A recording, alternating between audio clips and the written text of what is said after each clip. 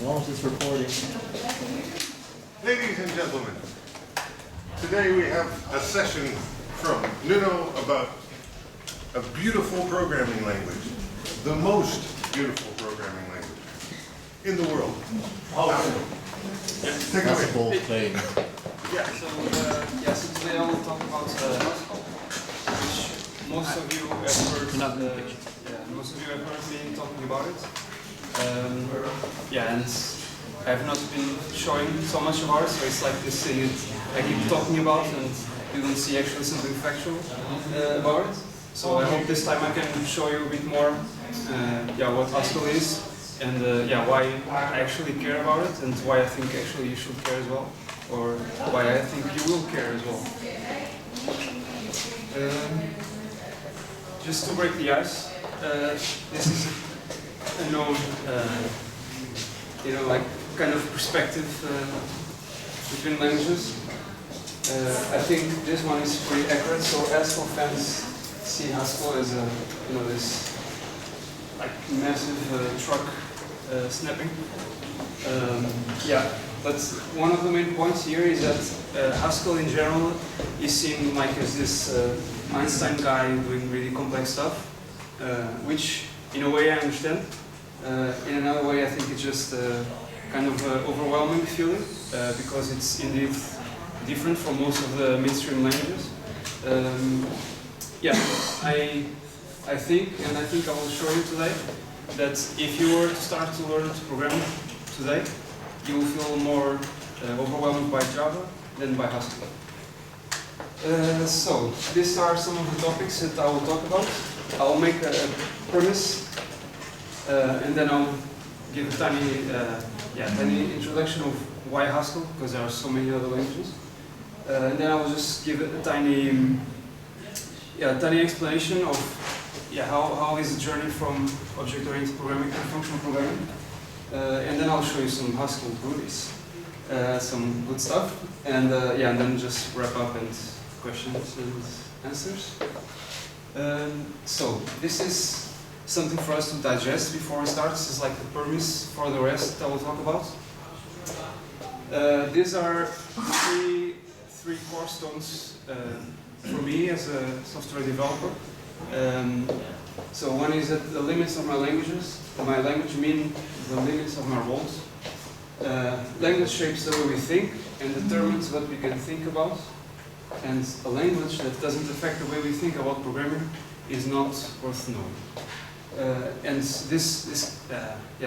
some of them, or they seem to be saying the same thing, but a very simple example I can find is that imagine that you have, you are working at home and you see a screw in your wall and you need to unscrew it, but the only tool you have is a hammer.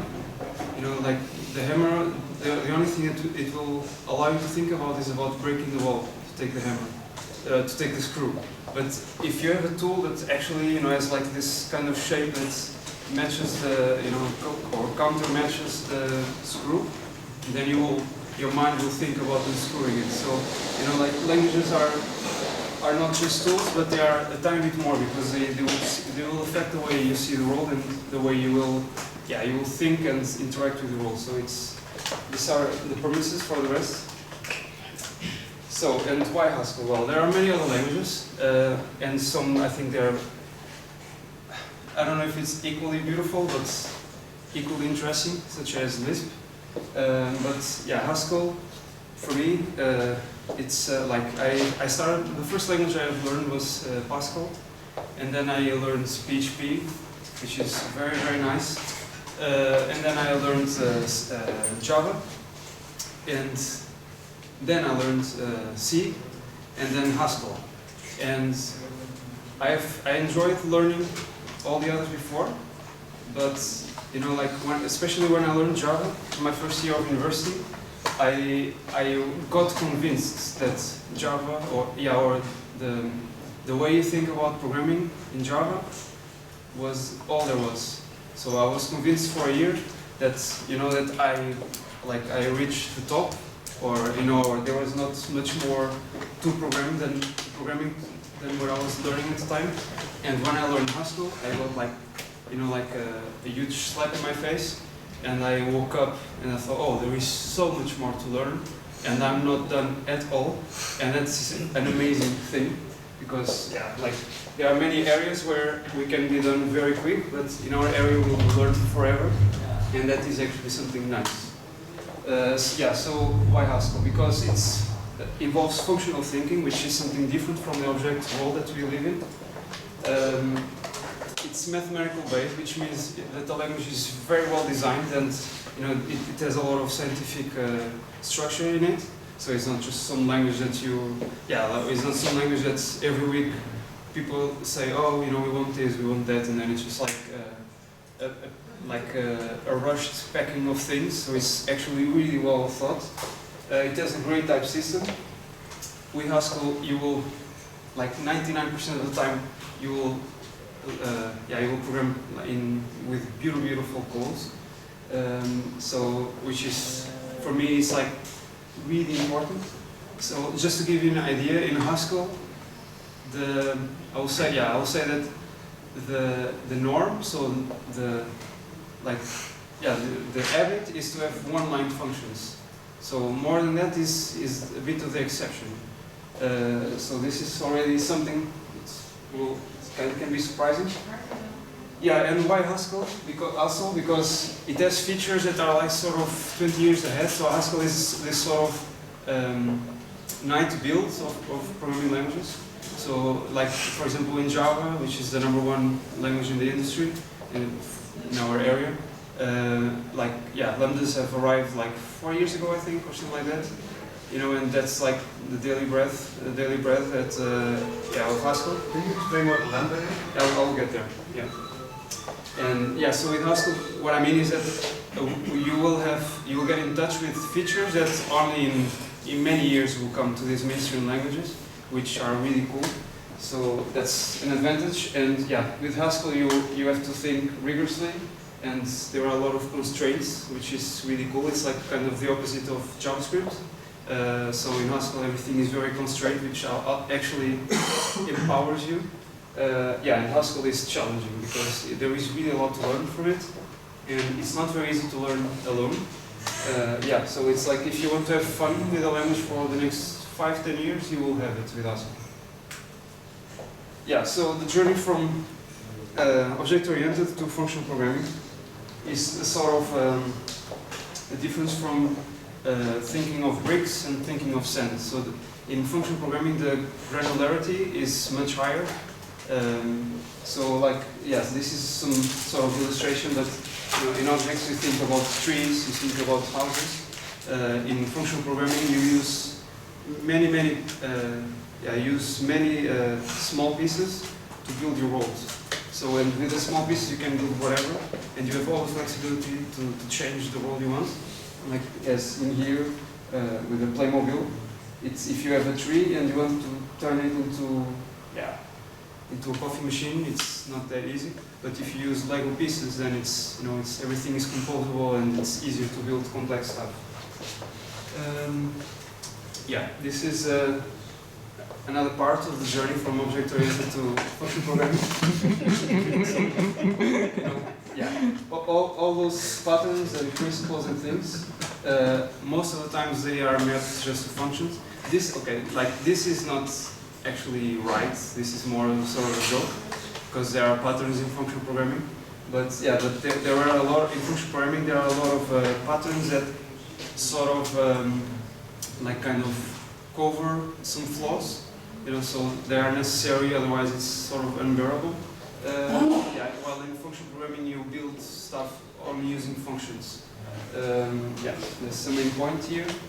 And this is another part which was really interesting for me to realize, that in object-oriented we start low, so in abstraction, and then we start to abstract as necessary. So, for example, if we have we have an invite and an organization. Both of them have a list of people or a list of person. One is invited guests, the other one is employees. And then if you need to ask the organization or ask the invite objects, you want the people that are older than a certain age, then you will very easily you will get into this duplication situation, and then from there we will move to create some sort of these are either, so it's like either we create a people group which wraps a list of people and then adds some methods to it, or you create an abstract class or a generic class, I mean, the group of something that is ageable, and this is actually a word, I searched for it. Yeah, or create a base class or a person utils, which is not object-oriented. So this is a bit of the difference. While in functional programming, things start in very high in abstraction, and we only go down as necessary. So it's the way around. Yeah, which makes code more reusable, decoupled, because yeah, the types or dependencies, type dependencies are only there if really necessary, and composition is much easier. Yeah, so this is an example we have here. We see, yeah, this is a function called head, which basically receiving a list of type A. So the elements of this list are of type A. It doesn't matter which one. Yeah, it returns an A. So basically, it returns the first element of a list. So this is very high in abstraction, and then the equals method or equals function already requires that this. So the equal receives two elements of type A and returns a boolean, but it requires the A to be something that is comparable. So this went a bit lower on abstraction, and the same for the sum. It requires it to be a number. Yeah, so the idea here is this difference of like one comes from top to down, the other one comes from bottom to up, bottom up. Yeah, so here we can have a first look into some Haskell code. Yeah, so you have the booleans, true or false. The chars are represented with those colors. Yeah, strings are just with a double quote.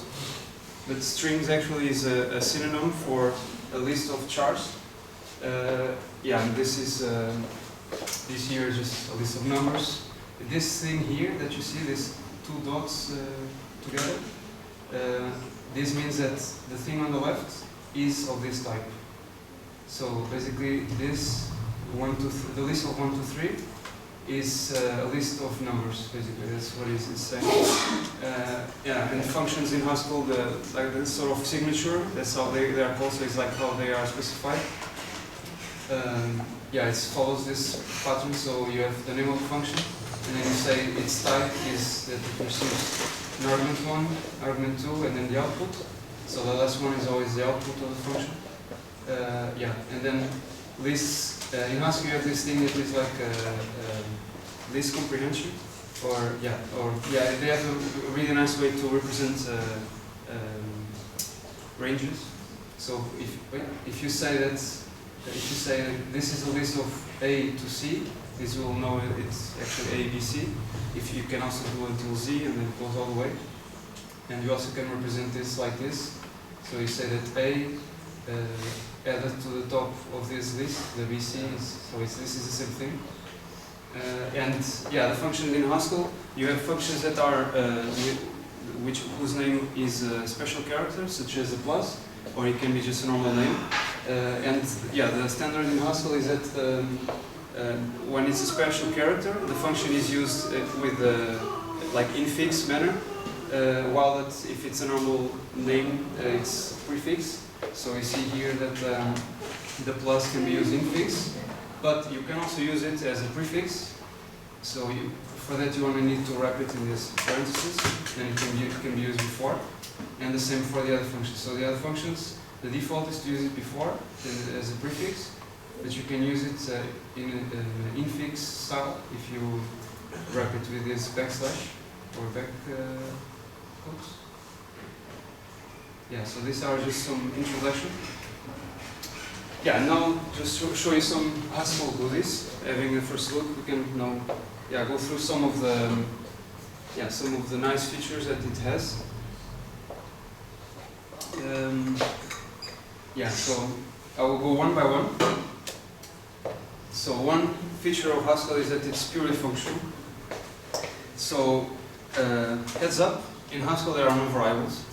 So yeah, there is no such thing. You have constants, so you can just you can say that a certain expression can be named by something. So, but you cannot actually change the value of anything. You cannot have a list and then change its value or add something or remove something. You just create new stuff. So immutability is like everywhere in Haskell. There is no way around it. Yeah. So this is really not optional. This is really how it is. Another part of being purely functional is the purity.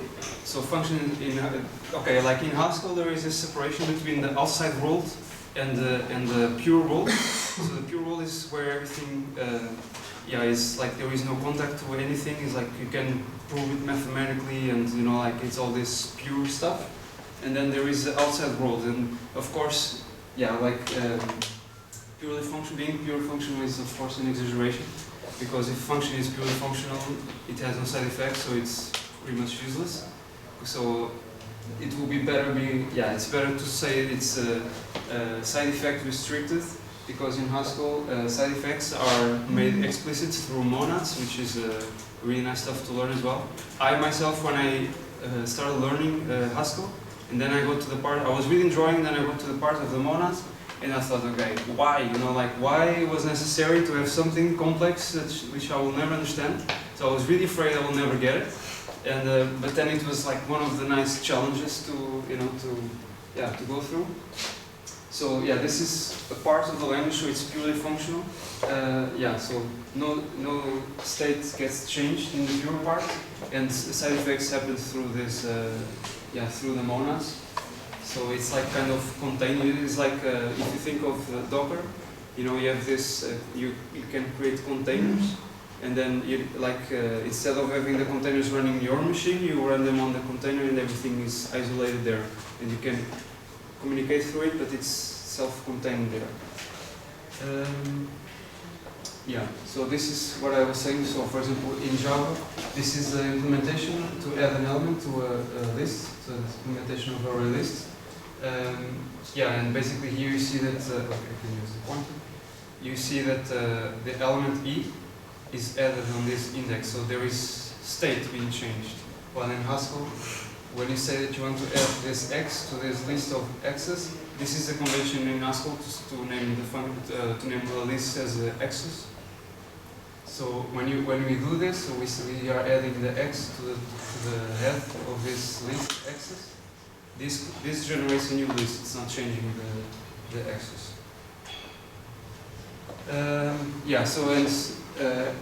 Besides what I've said already, one really interesting part of the purity is that given the same arguments, the function will always return the same result.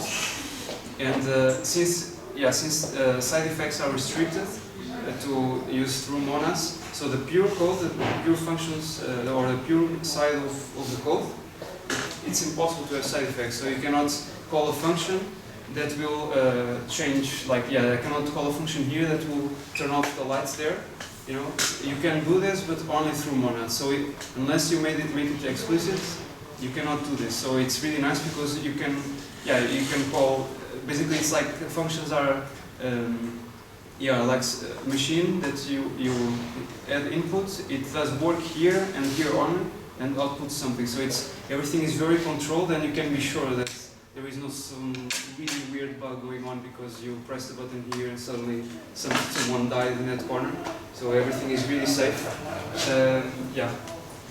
So, as I said, side effects are explicit through monads. So, for example, this expression, the print, and then this is a string. So I am made in Portugal. Is of type IO, and then this is. So IO in Haskell is a monad. So this is a sort of a concrete type of container, if you want to think about it like that. And since the print, basically it will print something to the screen and doesn't return anything, this is how it's represented. So this is some sort of void. While when you read the file, you pass a file path, and this will return you IO string. So basically it means that it will when you read the file, what you get is this container which is an IO container, and it holds a string, which is the value of the file you are reading. So, and you have no way to just take the string out of it. So you have no way to go around being explicit about the side effects. So the only way you can work with a string is by passing functions into this container that will use it there, and so you will interact with it through this contained way. Yeah. So laziness. I think this is like one of the things that will be more interesting for you, because you have surely heard about immutability and about side effects and so on, but probably you haven't heard about a lazy language. So this is really something different from pretty much all the languages that I have worked with.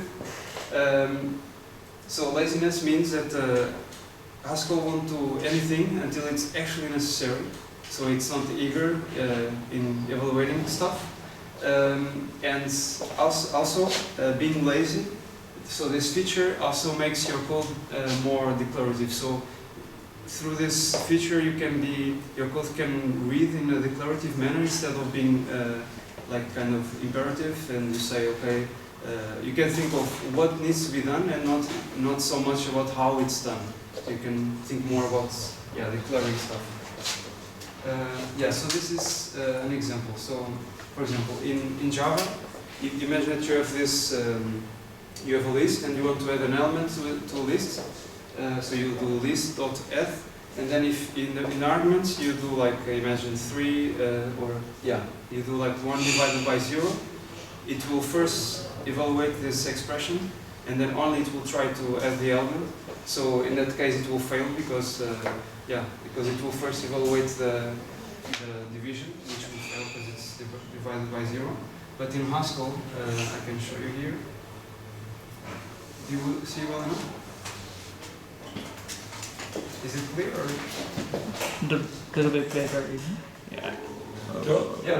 Yes. Okay. Yeah. So basically, okay. So let's see. Yeah. So head is a function that, as I said before, having a list, it will just give the first element. So if I do this, it will just return me 1, because since I'm just asking the 1, it's not necessary to evaluate the division of 1 by 0. So it's lazy; it won't do it eagerly. So this is one of the parts. The other part that is most commonly used is if I do this. This means the range of 1 to infinity. So if I press, this is what happens. It will like keep going until my computer crashes. So when you do that range, that's what it's going to do. But it's only doing it because since this is called a what do I say this in English? GHCI, which is an interpreter, Haskell interpreter for the terminal. Yes, and everything that you put here, it's printed basically. So it's an Haskell expression that it prints automatically, and that's why it's being shown. Because if I do like the head of this, sorry, it will not evaluate it. So that's the base idea. As you see, it will only do what's actually necessary. So to show you this, so this is a range from A to Z. So it's the alphabet. If I do, you get a string with it, because a string is a list of chars. And now if I zip this, if I zip this too, so the zip is like this. It's very simple. So you have one list here, and one of the lists goes from 1 to infinity, and the other one goes from A to Z, and it will just basically zip. So imagine that if the zip goes to infinity, it will only stop. It will stop from the shorter list, and that's what the zip will do. It will having 2 elements of each list. It will just create a tuple with it, or a pair if you want. So But as you see, like the 1 to 0 alone goes to infinity, but together it just does this. And this is really cool because like this is super simple to write. And in an imperative language or a non-lazy one, yeah, you cannot really do this because you will need to do a for loop and then from 1 to something, or you will see which list is the smallest, and then you will need. So it's very, there are a lot of stuff that you need to think about and to write. And here it's just like it's like beautiful. It's simple. Yeah. What's it returning within the list? Were like these parentheses? Say again, sorry. What's it returning? So when you enter, yeah. So this is a list. are those objects or what? Yeah. Not objects. There are no objects in Haskell. It's No. it's just types. It's just values. Okay. Yeah. So this is a list of pairs basically. So it's 1, 2, A1, B2, and so on. Yeah. Yeah. And for example, imagine that you only want the first 5 numbers from 20 to 17. Doesn't matter. It will only actually do it. So it's not gonna keep processing forever. It will be lazy. It will just ask, and it will only do the necessary. Another feature from Haskell is pattern matching, which is, for example, is quite common and very used in Scala. Although I think in Haskell it's a bit nicer. But yeah, so this is really a shame that we don't have this in Java, and probably it will come like in 5-10 years. And this is really a joy to use this feature because there are a lot of situations where with pattern matching the code will be so much more easy to understand, and because in in Java, since we don't have this, we just end up doing if else's all the time and instance of and stuff like that. While with pattern matching it's much easier, and the idea with pattern matching is very easy. It is very simple. So, mathematically speaking, if you have the function x, it will return 0 if the argument it receives is 1, and will return 1 otherwise. And in Haskell, this is written like this. It's really simple. So f given 1 is 0, and f, this is a wildcard, so it means like whatever, basically. So f being given whatever, it's 1. So this is how it's mapped. And then but you also have pattern matching on constant types. So this is how you declare a type in Haskell. So you say that the data singer is a singer that has a name of type string. So imagine that the example I have written here is different singers sing different ways, and they have their own touch to songs. So, for example, Michael Jackson, after every verse, he does like 50 cents after every verse, so that's like the idea I'm trying to pass. And if you think of this in Java, unless you use polymorphic classes and stuff, you will have to add if, else, or switch case, and then do different things. While that here you say that the sing verse function is something that receives a singer, receives a string, and returns a string. And then you say that the definition of the function for the singer Michael Jackson is that it's the verse, and then you add the he in the end. Yeah. What is deriving show? Say again? Deriving show? Oh yeah, deriving is like it sort of implements in the Java, something like that. Yeah. Yeah. So, but basically you don't need you can deriving show equal to be comparable. So you just declare it there to make it explicit, and it's actually necessary, otherwise it will fail. Okay, so the show is not actually the singer doing the show. No. The show is like if a type in order to be printed it needs to derive the show. Yeah. Okay. And Haskell will figure out automatically how to print this type. Yeah, because in the sense that you don't need to add any function to add it. Yeah, like that. Yeah, and we also can do pattern matching on lists. This is very used in Haskell. So this function is a function that receives a list and then returns a list. And the idea of this example is imagine that you have a list of numbers, and the product owner wants that that we divide every two consequent numbers, but there are edge cases to do this. One of them is empty list. So if you are trying to do this with an empty list, it just returns an empty list. If you are trying to do this with a list with only one element, the product owner asks us that it should be divided by 3. So, this is what's being done. And then you have the case where the second element is 0, so you cannot divide it, otherwise you get into an exception. And the product owner asks us to, in that case, to divide it by 7 instead. And then we have the normal case is that the list being passed. So this is how the pattern matching on lists. It's kind of it's like kind of decomposing the structure, the list.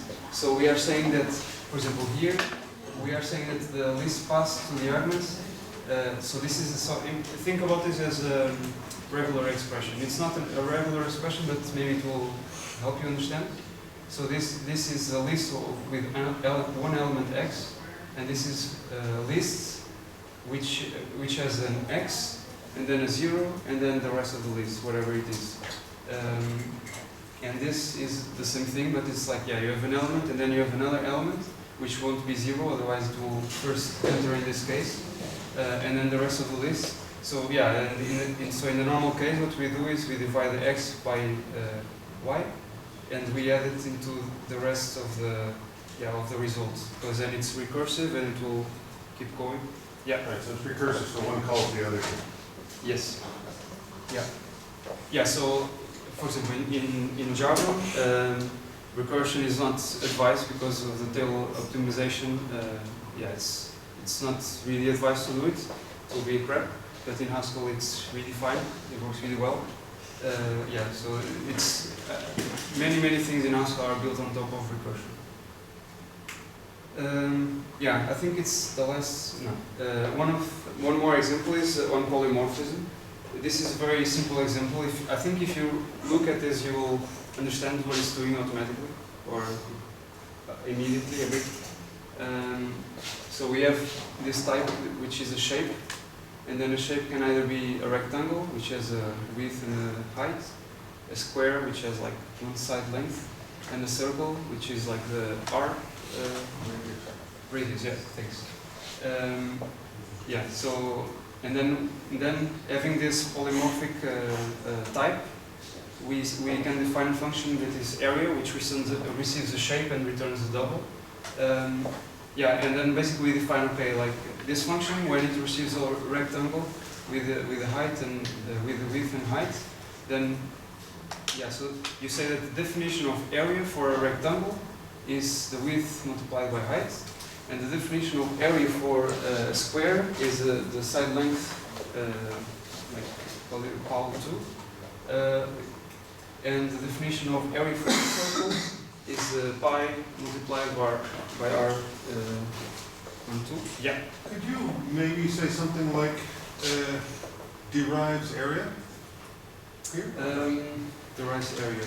It's like you're adding functionality to the shape. Mm-hmm. By giving functions for each version of shape. Yeah. So it's almost like that. Good question. All right. Okay. Yeah. It can be. I don't think so though. I think what you can do is you create it's called a class, although it's something very different from Java classes, and which is a shape, and then you can create different instances of shape, and then you define. Imagine that shape declares some functions such as area or whatever else, and then you can have concrete instances that actually implement that sort of interface. So a class in Haskell is like an interface. But I think this is for such cases this is much more simple. So I forgot to say that in Haskell there are no objects, but what we have is functions and modules. So for example, this could perfectly go into a module called shape. And, yeah, but the interesting thing here is that in Java, to make something like this, you will need to, the way I will do it is I will create an interface shape, and then I will have rectangle, square, and circle implementing it. So, and this shape will declare some methods, in this case area, and then the different concrete classes will implement their own version of it. But you know, like this is like 5 lines of code. It's super expressive. And it's really neat, and you have all the information together, and you don't need to go across multiple files and stuff, which I think it's an advantage. And the last one is on binding. So as I said, in Haskell there are no variables, but what you can do is that you can say that something, so you give it a name or not, and you say that the left side matches the right side, and if this matching operation fails, or this binding operation fails, you will get actually an error. So this is what we are doing here. We are saying that this side here, so the left side, should match this right side expression. And what this is doing. So let's think about the overall of this, the overview. So this is a function that checks if the first element of a list is the same as the last. It's okay. So when the list is empty, it's false because they are not equal. There is nothing. But when you are given some, so in the case when it's not empty, you are checking if f is equal to L, where, so this is very declarative, you say where f and L are constructed from here. So this, like this parenthesis with a comma, is the tuple, the same thing we saw before, so it's like a pair. And you name it. So imagine that I am expecting the left element to be 1. I can actually put 1 there to see if the binding makes sense or it's correct. So in this case, to understand this part here, it's important to look at this side. So we have x's is the list of numbers, or a list, not a list of numbers, sorry, it's a list of something that is comparable. And then we apply this function here. So this is a function so this will create a tuple, will create a pair. The left element of this pair is the head of this list, and the right side is the last element of this list. So this is what it's doing. So basically this will give you a pair, and the first with the last. So this is how this binding happens. Otherwise what we will need to do is that we will need to come here so here instead of f we will do head of x's equals less of x's, which in this case will be less close to right. But imagine that you will need to use the f and the l to verify more stuff. Then it's much more simple to do it like this. So pattern matching is it's a really nice feature, and it's it's something quite simple to understand if you actually try it yourself, because having some monkey explaining this can be a bit confusing, especially if he's Portuguese or Spanish. He's in Spanish. This is a really nice feature. Another feature is the lambdas. So what are lambdas? Lambdas are anonymous functions, and they were introduced to Java a couple of years ago, and I was really interested to see what actually lambdas were in Java. And in Java they are not anonymous functions, they are actually anonymous objects which have one single method that receives something and returns something or not. But in Haskell, lambdas are actually anonymous functions. And a very interesting thing about lambdas is that they are Turing complete, so you can actually write whatever program you want just using lambdas. So, you can do whatever you want. So they are really simple and powerful. So an example of a lambda.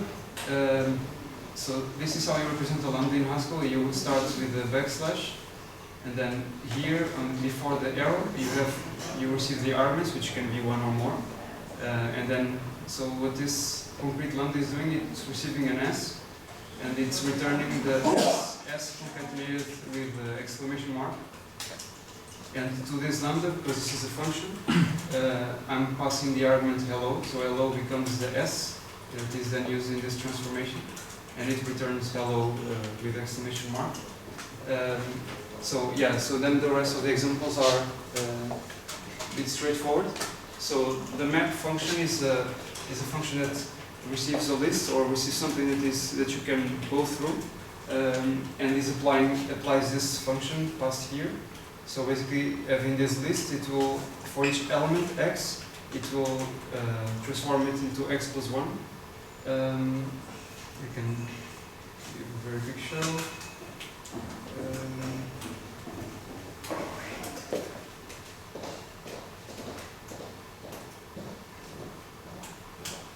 So yeah, so this is a list. The list receives is from 1 to 3, and then what we get is to 4. Yeah, and then we can do a lot more things. So basically, instead of us having to define a separate function to do something that is actually, should be used within a function as if a function was a black box. So with lambdas we can do that. We can just keep everything there, and being very it's very clear. And as you see, like in Java, you cannot just create like you can pass a lambda as an argument, but you cannot create a lambda and then apply it to an argument. But in Haskell you can. So lambdas are just functions. Like there is no difference between them, the actually defined ones and the lambdas. And I wrote this blog post here. It's called Love the Lambda, that I explain this much more. And you can see nice stuff about it. And the last goodies from Haskell is currying. It's not the Indian curry. So currying is like currying is. Where does the name come from? It was a mathematical, or I think it was a mathematical guy. I think he was called actually Haskell currying. Yeah. Haskell? I think so, yeah. Really, I have no idea, or not. And the name Haskell comes from the same guy. Same guy, exactly, yeah. Yeah, I think it's based on the same. Yeah, so, as I said before, Haskell has a lot of inspiration in mathematics, So, so even the name and some features and stuff. It's the maybe early 70s or even earlier. Yeah, or even earlier, yeah. So basically currying, this was really weird for me to understand. I really thought, because I had Haskell in my second year of university, very basis, but I had it. And the professor, at some point, he said, okay, you know what, in Haskell, functions only receive one argument. Yeah, and we were like, okay, it's just, this is a joke, because we clearly we created functions that receive 3 or 2, whatever number of arguments, so it's just joking, But it's actually true. So in Haskell, functions only receive one argument. I think we also have currying in JavaScript. Do we? You can do currying. You can do it, right? Yeah. I read about it. It's possible, but it's not so beautiful. So basically this means that when you have a function that receives 2 arguments. Second one is a function, right? Sorry? Then the second one is also a function. Yeah, exactly. Yeah. So it's like things are broken into partial applications. So this is an example. So based on the example before, where you have the lambda that receives an S and then returns the S plus exclamation mark, we can actually just write it like this. So this here, the plus plus, is a function. So which is a concatenation function, and when you do this is a partial application of the concatenation. So I can show you here. This is how the 2 dots t is how you see, you check the type of some expression or some function or whatever. Basically, so, and it says that the type of the concatenation receives a list of A's, receives another list of A's, and returns a list of A's. So this is the type of it, but because of curring, so it seems that the function actually receives 2 arguments and returns the result. But if you do the partial application, so as I'm using in the presentation, so the type of this is something that receives a list of chars. So this is exactly the same thing as saying string and returns a string. So this is because, like, yeah, you saw that the definition of the function uses A's, but now since we are using it with a string, then it's more explicit about which type it actually accepts. Yeah. So you see that this is a function in itself to do this. So the concatenation alone is supposed to receive 2 things, but if you do this partial application, this is actually a function that is only receiving one argument to return a result. So yeah. So this means that the plus alone is a function which takes something and returns a function which takes another thing. And so in this case, yes. plus was a function which takes some kind of A, which expects, which then another returns a argument. function that which expects the same thing of A again. Yeah. And then returns. Yeah. Are there a lot of those standard functions like a map and are there a lot of those standard functions? Because I've seen map and no, curring is like across everything. So yeah. So you don't need to do anything special in your function so that it stands curring. It's just like it's built in. So imagine if I create this function called sum3. And it receives an x, I, and a z, and it does plus x. I'm really bad at mathematics. Z. So yeah, this is how you declare a function in this iterative thing. In Haskell, you don't need to use a let if you write really in a proper file. So basically, this function will sum 3 numbers, but now I can do sum 3. And I do like 3, 4, or 1, 2, and then, so this alone is even an error because it's missing an argument. But I can check the type of this function because this is a function. And the function sum3, 1, 2 receives a number, A, and returns a number.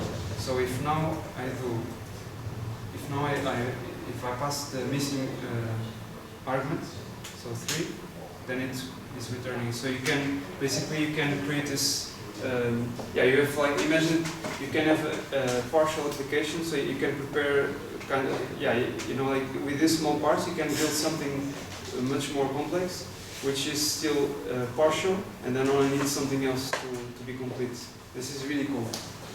And it also simplifies a lot of lambda usages.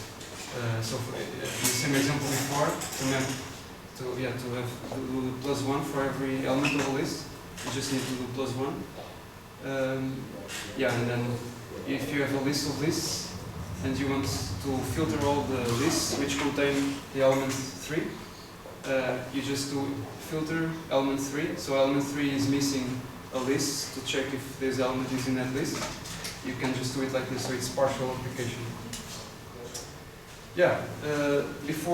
So do you have doubts about this? Some questions? Something? We will have question and answer in the end. It's just, I see some faces a bit in doubt. Well, we filter element 3, I'm not really sure what syntax does there. Is it like you've got the function filter that takes the existing list? Executes element? It's good that you asked that. So filter is a function. So like in the Java streams you have a filter as well. And the filter first receives a function that takes values of type of the second argument and then it does something with it and returns a boolean. So it receives a predicate. Yeah, that's what it's doing. So it receives this function and the list of this. In this case, it can be whatever else. Yeah, as long as the predicates and the list, the element pass makes sense with each other. Can you do your T trick with the filter? Say again? Can you do your semicolon T trick with the filter? Yeah. Filter. So we say that the type of filter is that it receives a function from A to Boolean, so it receives an element of type A and returns a Boolean, and then it receives a list of type A and it returns a list of type A. So that's what it's doing. Yeah. Yeah. So if I go, imagine for example if I want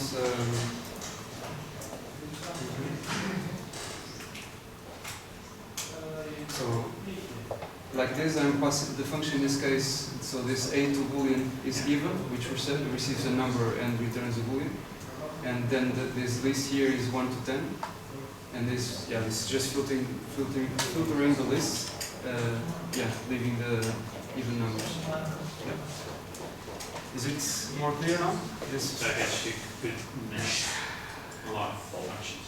Yeah, you can. Yeah, you can. For example, Is it also possible for a function to take 2 predicates? For example, only even and. Yeah. What you can do is let me see.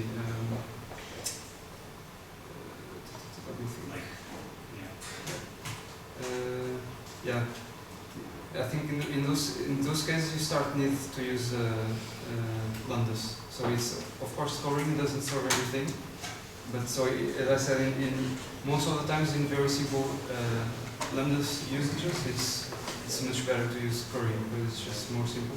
So for example, you were saying, imagine if it's only even numbers above 10 or something. Yeah. Okay, that's to increase the. Yeah. What you also can do is you can do this. I don't advise doing this, but just to show you something.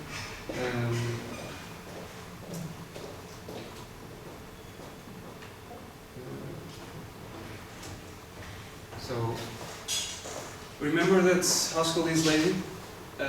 You can actually do this. So like you have this list of numbers from 1 to 14.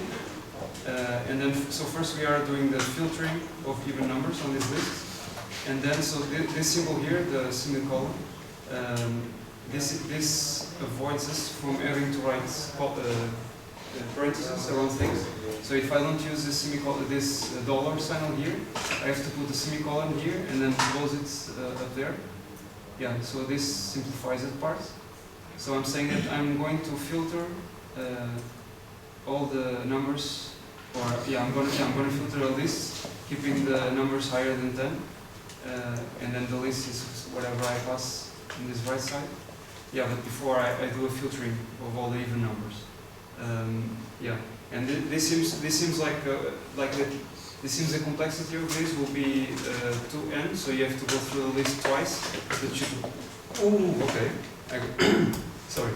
But you actually don't, because Haskell is lazy, so it will go first like it does it goes here, so first element is 1, we'll check if it's even, it's not, so it drops it, and then it will get 2, it's even, yes it is, so it will come here, oh is it bigger than 10, yes it is, so it's, or no it's not, so it's gonna drop, so basically like you can build these things that apparently seem to be which complexity seems spatial, time complexity, so the big O seems to be n, 2n, but it's actually just n, so it only goes through. Yeah, it doesn't wait for the first list. No, yeah, it's like, it's like streamed, it's always going on. Yeah.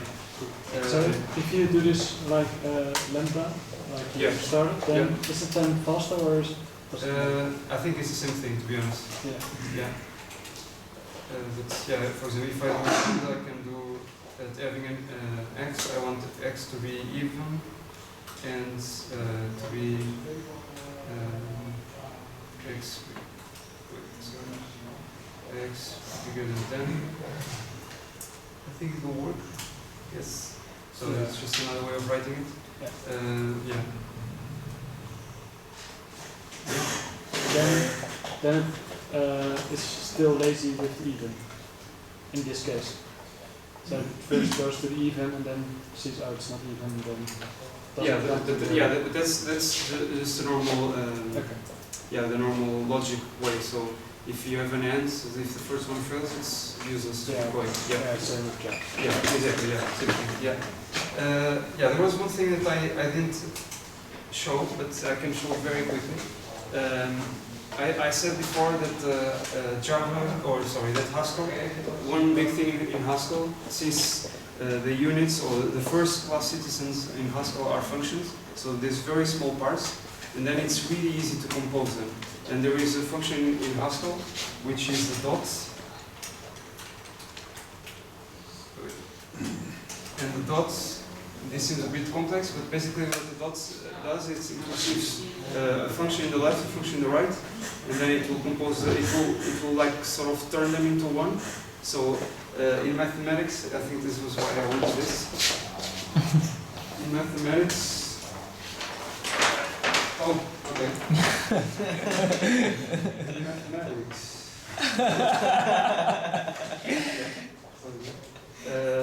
Yeah, so let me see. So, are you familiar with this? With F, and then this is like some sort of circle in the middle, and then G? Just anyone? No? Okay, no problem. Yeah, so this, in mathematics, what this means is that F is applied after G. So imagine you pass here a function value 1. So what this means like this is that first so this translates to F applies to G of 1. So in Java you will think about it like this. Yeah, but you can instead write it like this. So it's you don't have all this nested stuff. You can just think about it in a more it's more beautiful. And you can compose a lot of stuff like this in a very easy way. So for instance,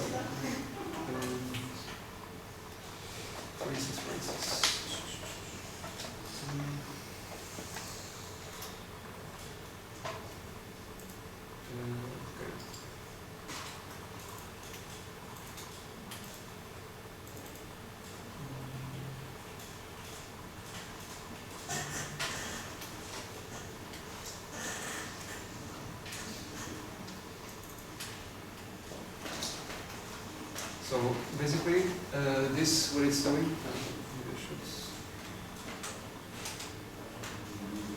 What this is doing is this part here is a composition of these functions. So the first one being called is the tail, and the second one is the concatenation with this string, which is worth. So basically, when this itself becomes a function, so you can create functions out of the box just like this, just by using this composition thing. And then in this case, what I'm passing is my name, so it's Nuno. So what it's doing is the tail. This is a function for list. So given a list, it will return everything but the head of the list. So it will drop the first element, it will just give you the rest. And this is what we have. Or not? Yeah, it is okay. Yeah. So it's dropping the n, and then it's just doing uno. So yeah. So this is the example of how you can compose functions together in a very easy way. So yeah. Otherwise, this is something that I really miss in Java, because sometimes you just need to do 2 things or 3 things or whatever things, or to pass them as computation, as behavior, and then you cannot do this. Or in Java there is this. If you use the functional interface function, you can use the then. So you have something and then something. But it only applies to this functional interface function. So and here you can use this with everything. It's really neat.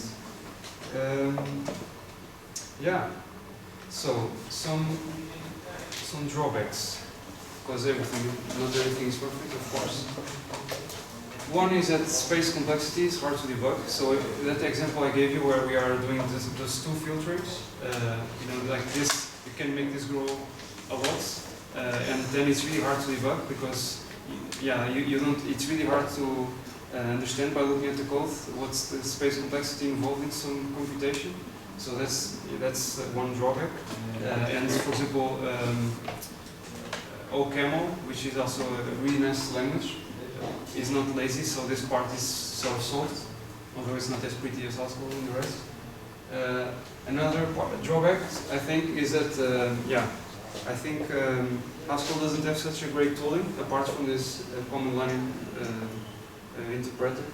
I might be smashed on the internet about this, but I've tried a couple of frameworks, web frameworks with Haskell, and I was not really happy with it because, like to start a project in some of them, it takes, I don't know, a couple of minutes at least just to find dependencies. And I think one of them took me like half an hour just to get a really simple project set up.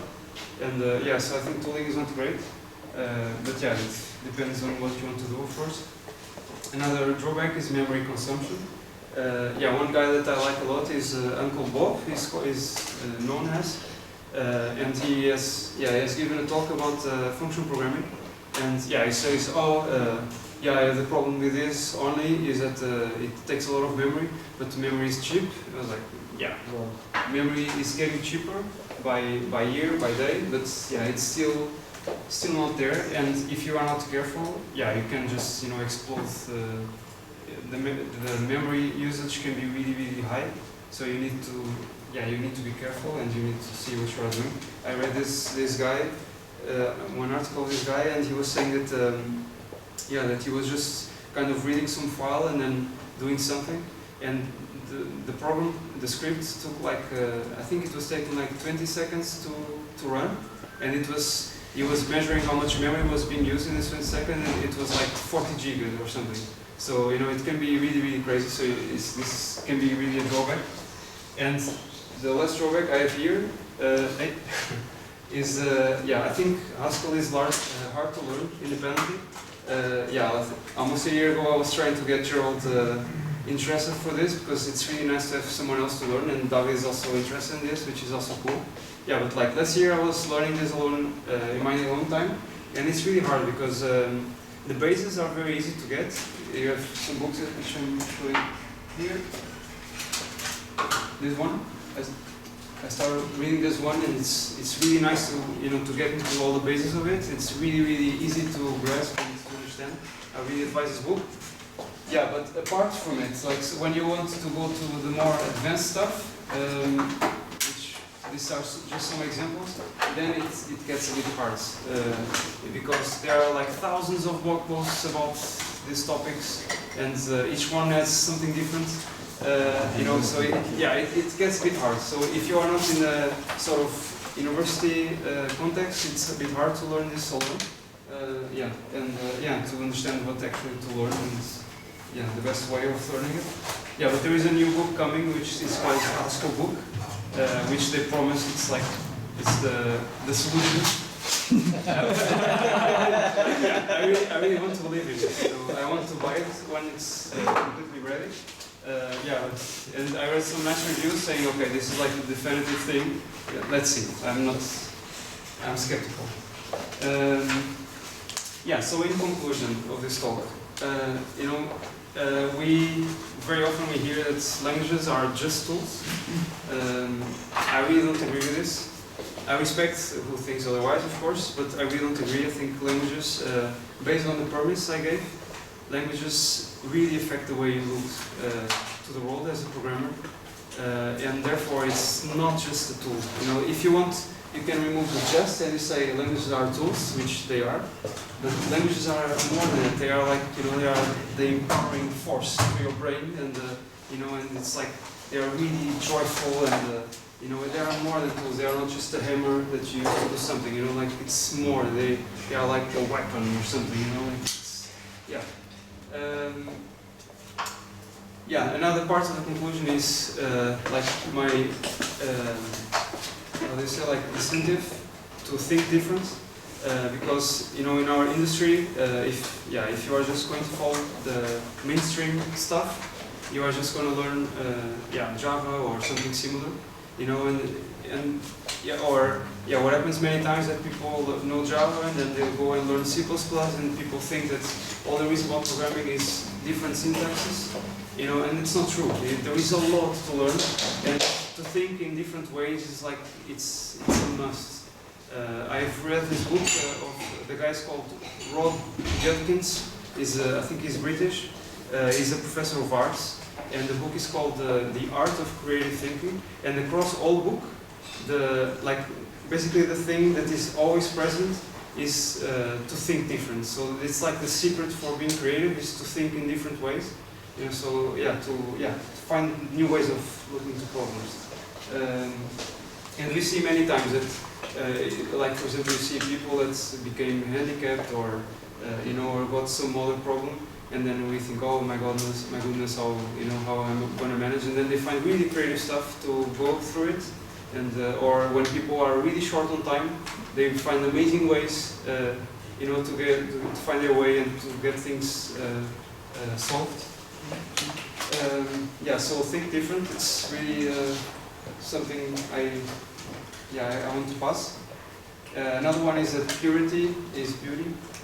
And another one is that based on all these principles and concepts that Haskell brings, you can actually scientifically prove that your program is correct. And this is really interesting because you can analytically, with mathematics, you can show that that your program is correct. So, for instance, this is really important for banking. Haskell is used in the, I think it's ABN AMRO, at least, the bank here in the Netherlands.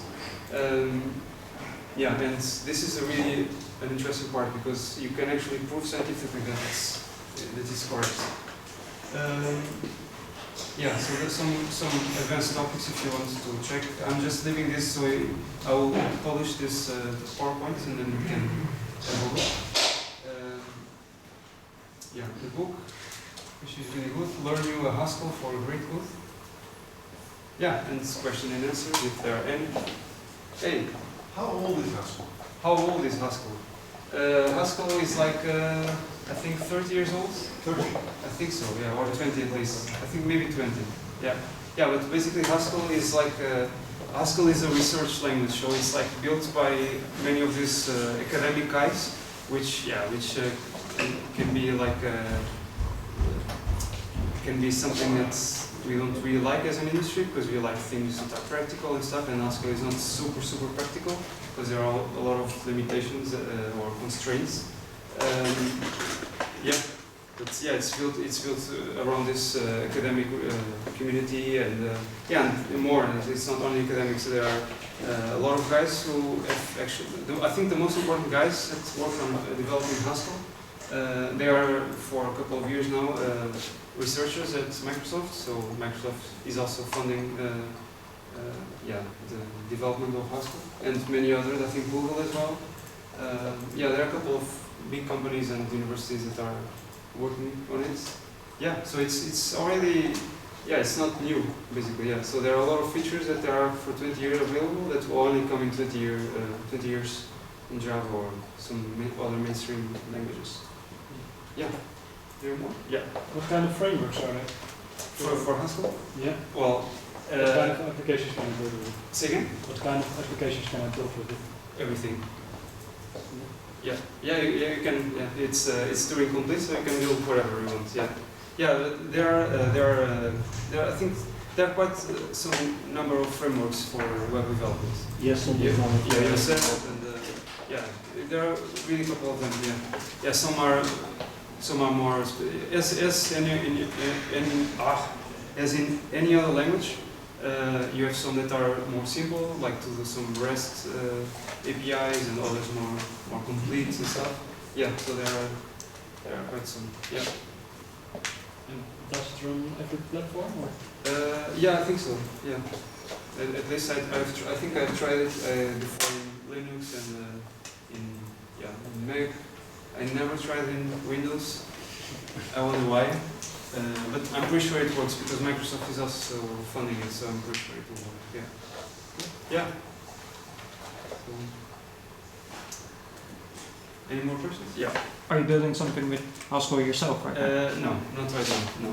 I want to build, and I actually saved some examples here of some fairly small things I did with it. Sorry. No, but I'm not doing anything with it yet, and one of the reasons is because, as I said before, I think the tooling around it is not very interesting.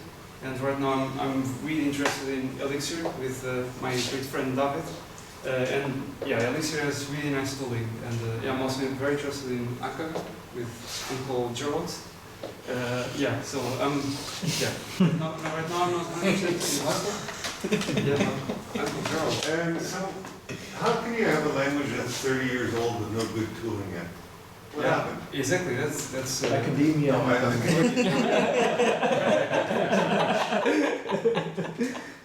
yeah, exactly. You are right. Yeah, I think I've told you this before, and you don't really agree, but I think it's one of the cases that is like, you know, the learning curve for Haskell is a bit bigger than other mainstream languages.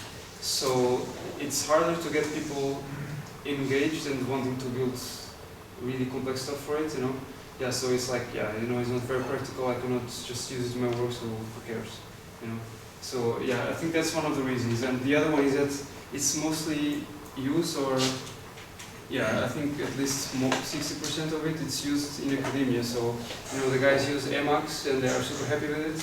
You know, yeah, what can we say? Yeah, Yeah, but Python is used in academia as well, and yeah, you don't it's have, true. you don't have the yes. tooling problem. Yeah, no, it's true. Yeah, yeah, but Python is also very used in the industry, and the learning curve for Python is fairly accessible. So yeah. I also think that the Haskell guys are actually quite proud that it's hard to learn. So they have something to brag that, I can do Haskell, look how cool I am, look how smart I am. And then They don't want to make it simple. no, that doesn't help in so making it's a it snob easier. language. It's a bit snobbish. Well, I think We just got invited to the club. I don't think the language is snob, and I think you can be you can have that sort of attitude with everything. So when I was first learning to program in high school, I've talked with this guy, and he was doing some bachelor, and I said, oh, so yeah, I heard you also are learning to program. What are you learning? And he's like C#, you know, and he really talked to me like C#, you know, and I thought like C# must feel like the best language ever possible, you know. Yeah, so you know, you can have that attitude with everything. I hope that I've shown you that you can have someone that likes Haskell being friendly about it. That doesn't make it sound like a monster. Yeah, so I think, yeah, I don't know. I didn't have that feeling about Haskell in the community, or Haskell community, that they are arrogant or something. Yeah, but yeah, I don't know. It can be. I didn't experience it myself, but it can be. Yeah. Yeah. I think. Do we have more questions or no?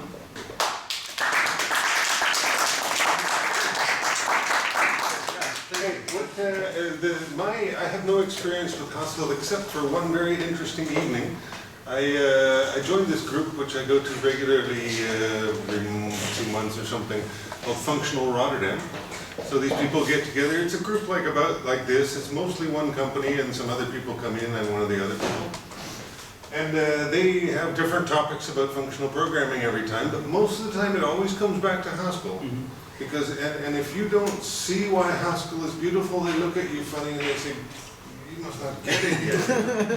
Which is interesting. I thought, at first I was thinking, you're just being a snob. Yeah. But then I was there one evening and somebody gave a talk, and then the second half of the meetup was a dojo.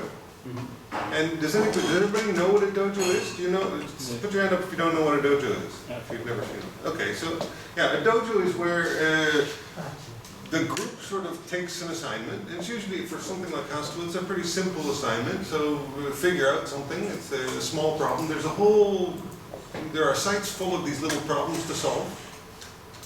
And then people have to take turns behind the laptop writing some code. So I did this as well. And I'd never coded one line of Haskell. So what happens is, somebody has to take their position here, and then, okay, we have to solve this problem, so they start typing something and it doesn't work. And so other people who know a bit of Haskell would say, no, a bracket's here, so everybody's just calling out, and there are a few people in the audience who know enough Haskell. So, in a couple of minutes' time, I was able to add another function to what we were doing to get closer to the solution. And then my turn was over. It was, limited time, and then the next person has to stand up and start coding, even though they don't know the language.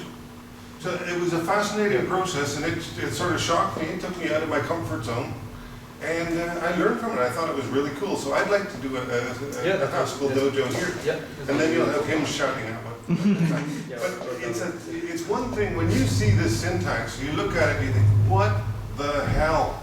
It just looks so unfamiliar, and you can't, it's a whole different way of structuring things, so you don't know. Yeah. It's hard to know what you're looking at. But you can see it's very terse. There's not much typing to do. Yeah. And it really lends itself for a dojo. So I think we should have one sometime in the next month or so. Yeah. So feel free to join, and you don't have to know anything beforehand. And even though we might not bring this into practice, might not use it in a project, it stretches your brain. Exactly. Yeah. It makes you think. Yeah. It's such a sort of a pure example of functional programming in essence. So when you go back to your JavaScript or something, there's lots of functional programming to be done, and you'll be comparing it with this. Yeah. So you have the same things in mind. Yep. And that's what's useful. It sort of defines the goalpost. That's sort of the ultimate functional programming is done in this way, really terse and strictly defined. And if you want to step outside the bounds here, like you said, you have to do that via a monad. We can talk about what that means. Yep. But it's basically, you've got this safe inside world where everything is pure and functional, and then if you go outside, you have to do it via a special mechanism. So, you can keep this pure world. So it's an interesting thing. I think we should have a dojo. How many people would be interested in going to that and spending an hour? Yeah, so we could have a good group. I think we should do that. And, we can do it right here. Yeah. People can take turns, and, if you go to this, you're going to be forced to sit there for, what shall we say, like 10 minutes or 5 minutes or something, say 5 minutes. And then it's your responsibility to do the typing, even though you don't know what you're typing. It's a good way to learn, because when you look at this stuff, it's just completely mind-blowing, but if you've typed a little bit of it, or you've seen it grow, then it starts to fall into place. Yeah, exactly, because, Jerome said one thing is very important, that is like, if you are just thinking like, okay, but how can I use this, it's good that we can try to find applications for things, but like learning Haskell alone is already a huge win. It will make you a much better Java or C or whatever language programmer. It really will change the way you think about programming. Yeah. And so it's a win. You learn what functional programming is, and then you can bring aspects of that into your other work. It's really useful. Yeah, so I want just to show you very quickly a simple program that I made to show. So this is just a program that reads a file, and it's just going to filter all the. This is like a grep, like the terminal grep. But yeah, it's not with regular expressions. Just basically just going to filter all the. All the lines of a certain block that contains a certain term. So yeah, so we have the main function, which is the same as Java main. So this is the entry point, and this is a function that gets the arguments, and I'm kind of injecting the arguments into this other function called dispatch. And this is a monadic. This is how you pass something, monadic expression into a pure function. Going from that's still the outside, from dispatcher in the inside. Yeah, okay, exactly. Yeah. So this here. So when you have this on the left, it's something that is in this monad, and then you have on the right it's a function that you want to apply to the value it holds. So this dispatch is this function here. It receives a list of string, and and returns some IO void. because it will print to the screen the filtered lines. Yeah, and then we use pattern matching here. So when the arguments are something that has a term and then a file and then whatever, you don't care about the rest if people pass more. You call the function grep with a term and file. Otherwise, you just say, oh, usage is this because you didn't pass enough arguments. And then the function grep receives a term, a file, and what it's doing is it's reading the file. You see here, it reads the file, and so this side here, it's this this is side effect, so it's reading something from the outside world. Therefore, it needs to be handled with a monad way. So it's like contained there, it's safe. It's made restricted like this, and so to this content here, it's going to be passed into this side of the world, let's say. And basically what we are doing is, so the read file, it sort of returns the full file as a single string. This is not actually true because of laziness, so it will actually go one by one. But yeah, this is like optimizations that the compiler does. Yeah, so basically, but if we think about reading the file as getting all the file, so first we are going to break it into lines, and then we are filtering all the lines as an infix, the term. And this is, we are using currying here because the infix needs another argument. So this is the part here. So after this part is done, what we get is already the filtered lines that contain the term. And then what we are doing is we are mapping this function to each of those lines.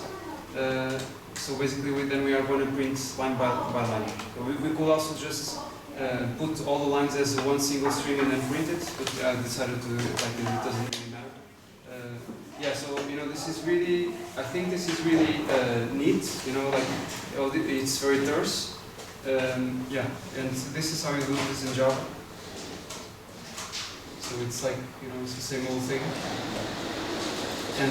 And it's very interesting because like sometimes, and also for my blog, because I use the blog, I try to always show things using examples of Java and then Haskell. And I get to this point where if there was no Java 8, I could write so much stuff. Like it will be so much easier to write examples because Java 8 was like, was this very last moment to keep Java something bearable. Because like you see that this compared to this, like this is 12 lines with the white spaces, and this is like 30 lines. Of course, there are some things we could break here. For example, we don't need to declare every argument like this, but I wanted to do this for sake of readability. So it's a different way of thinking. Instead of like having this state and then do something and then try and do something else, we just use these very small functions, we compose them together, we build complexity using very simple parts, and it's beautiful.